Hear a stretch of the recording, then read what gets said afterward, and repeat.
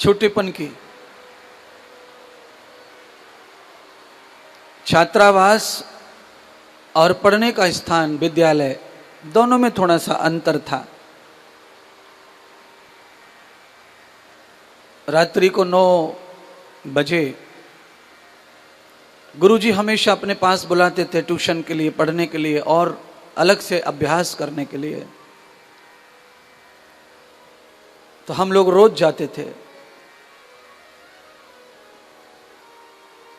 4-5 विद्यार्थी।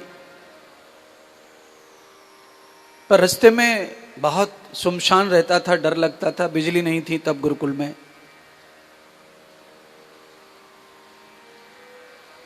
तो गुरुदेव से ये बात कही गई, गुरुदेव हम जब पढ़ के जाते हैं तो बहुत डर लगता रास्ते में। तो गुरुजी ने कहा कि एक मार्ग, एक उपाय है, उस उपाय को अपनाओ, डर भाग जाएगा। तो हमने कहा बताइए। तो गुरुदेव जी ने कहा कि जब भी, जहां भी तुम्हें डर लगता है, ऐसा लगता है कि अब डर आ रहा है, वहीं पर ये भजन है तुम जो गाते हो दिन में क्लास में, सभाओं में, वो भजन गाना शुरू कर दिया करो, गुनगुनाना शुरू कर दिया करो। और हम ईमानदारी से ये दृष्टांत सच बता रहे जीवन का। जहां भी ऐसा लगता था रास्ते में कि यहां डर है या कुछ है, ऐसे बचपन में जो लगता है, वहीं गीत गाना शुरू कर देते थे। और ईमानदारी यह है कि गीत गाना शुरू करते से ही वो डर जन कहां चले जाता था, इतने में वो रास्ता साफ और आगे अपन पहुंच जाते थे मंजिल पर। इसलिए आपके जीवन में भी ऐसा कभी हुआ होगा, नहीं हुआ होगा तो ये आज पक्का समझ लो कि जीवन में जब भी कहीं डर लगे आपको, जब भी कभी भय लगे, कभी आपको चिंता लगे, टेंशन लगे, तो उसी समय कुछ गीत गुनगुना लो भगवान के, कुछ मंत्र गुनगुना लो, कुछ संगीत अपना लो। ये आदमी के चिंतन को तो बदलता ही है, साथ में डर को भी खत्म करता है, टेंशन को भी खत्म करता है। आप अभी किस धुन में थे आप इस भजन में? आपका अंग क्या कह रहा था? ये उमंग, ये जोश, ये कहां से आया? ये उमंग, ये जोश सनातन का दिया हुआ है, ये तुम्हारे हिंदुत्व का है, ये आनंद उसी का है। आपके अंदर जो प्रेम है, प्रीत है परमात्मा के प्रति, ये जोश उसी का रहता है।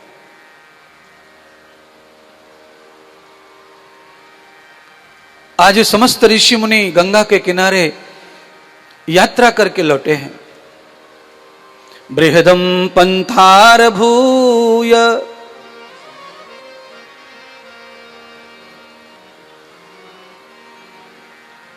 बृहदम पंथान भूय ये यो प्रथप्रदस्थितम आभ्यान्त जानम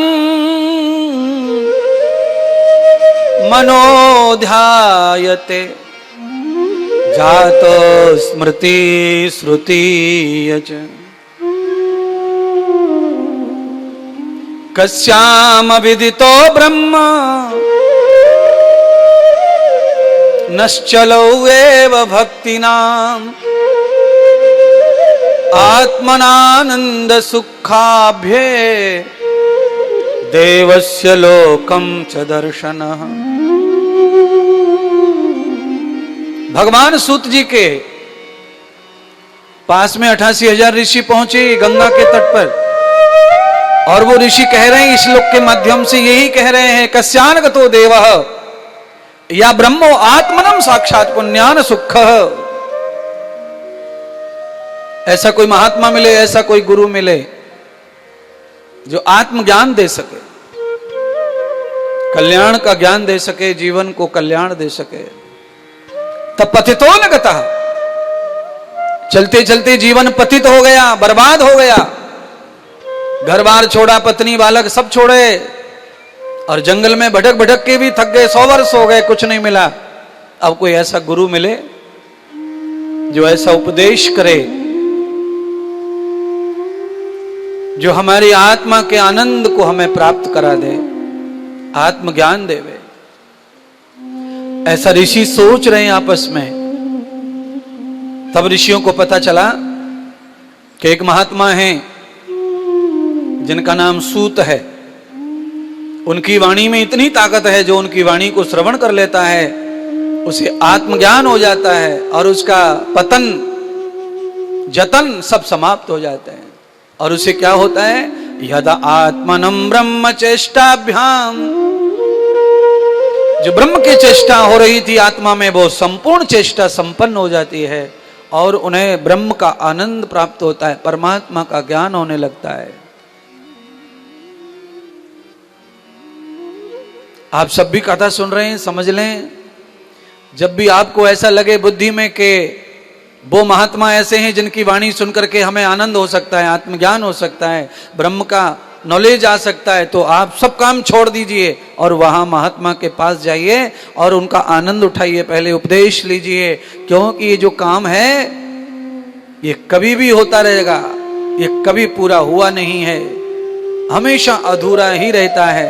इसीलिए पूरा करने के चक्कर में कितने चले गए, कितने आ गए, कितने चले जाएंगे, पर ये पूरा नहीं होगा।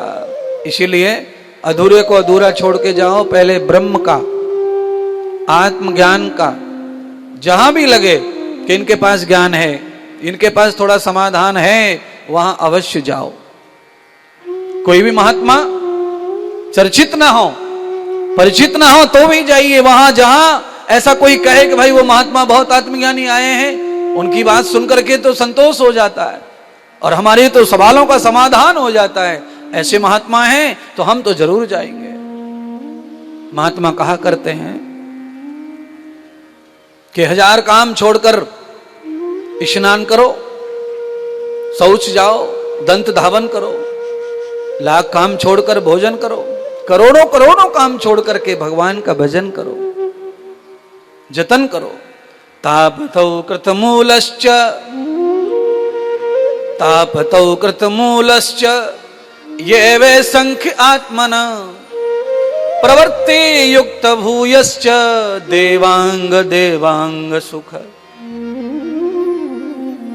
ये ऋषियों ने तो संकल्प ही लिया था भगवान को पाने का। ऋषियों की संख्या बताई है शिव पुराण में 88,000। इतने ऋषि मुनि टोली बनाकर भगवान को खोज रहे हैं और उन्होंने नोएडा, दिल्ली, हरियाणा सब छोड़ा है। वो कहां गए? जहां कोई मानस नहीं था वहां गए और उसे हिमालय कहते हैं। वहां से लौट कर आए, वहां जब शांति नहीं मिली, ये द्वंद्व नहीं मिटा, तो लौट कर आए और लौटते समय वो श्री सूत जी के आश्रम पहुंचे गंगा तट पर। और सूत जी कहां है? नैमिषारण्य की धरती में सूत जी विराजमान है।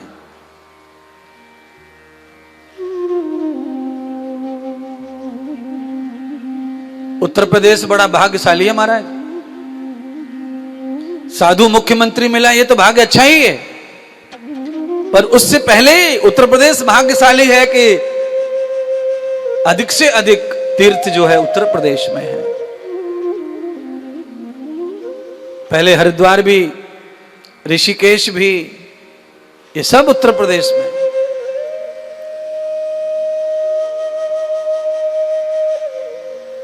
शुक्रताल, नैमिषारण्य, ये सब उत्तर प्रदेश में। काशी, अयोध्या, वृंदावन, ये सब उत्तर प्रदेश में है महाराज। इसीलिए शायद बड़ा राज्य है।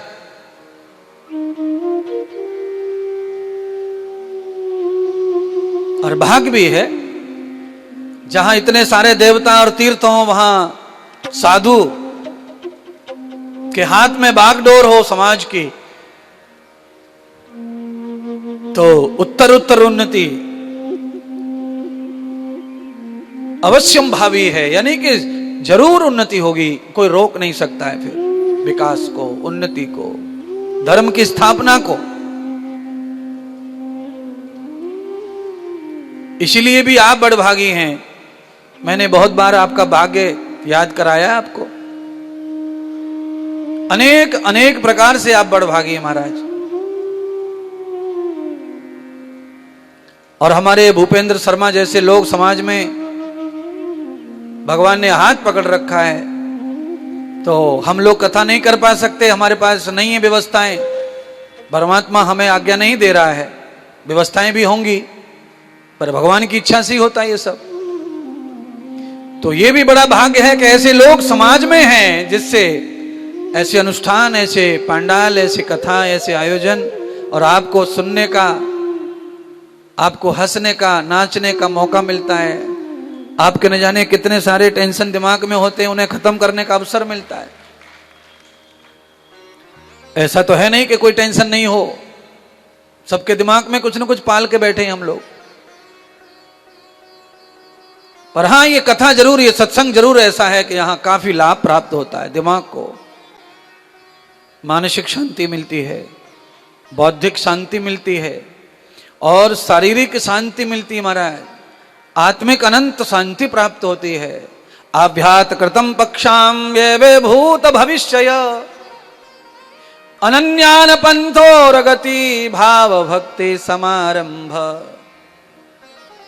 श्लोक कह रहा है कि आज भले ही आपको ना दिख रहा हो ज्यादा, पर आगे चल करके एक समय आएगा कि आपको बड़ा आनंद मिलेगा इस कथा का, आज की बात का बड़ा सुख मिलेगा। एक समय आएगा। आपने पुराने जमाने में घड़ी देखी होंगी, घड़ी, पहले घड़ी में अलार्म भरते थे, चाबी आती थी। चाबी कौन कौन ने देखी है? चाबी वाली घड़ी सबने देखी है? अलार्म गोल सी घड़ी आती थी, उसमें चाबी भरते थे। चाबी सवेरे उठेंगे 3 बजे, गंगा नहाने जाना हो राम घाट, सवेरे जाएंगे 8 बजे पहुंच जाएंगे और नहा करके 11 बजे लौटेंगे, वहां से 1 बजे दौड़ आ जाएंगे। इतना हिसाब लगा के चाबी भर देवे। तो चाबी जिस समय आप भरते थे उस समय बैल बजती नहीं थी। बैल कब बजती थी? समय आने पर। जिस समय के लिए बैल डाली है, चाबी भरी है, उस समय पर बैल बजती, वो घंटी बजती, अलार्म बजता। ऐसे ही महात्मा इंद्रदेव कहना चाहते हैं, ये जो सत्संग है ना, ये वही अलार्म की चाबी है। आज भर दो और एक समय आएगा जरूरत पड़ने पर यही सत्संग तुम्हारे काम आएगा, तुम्हें सोने से जगाएगा, उठाएगा, चलो चलो गंगा नहाने। ये चाबी है सत्संग।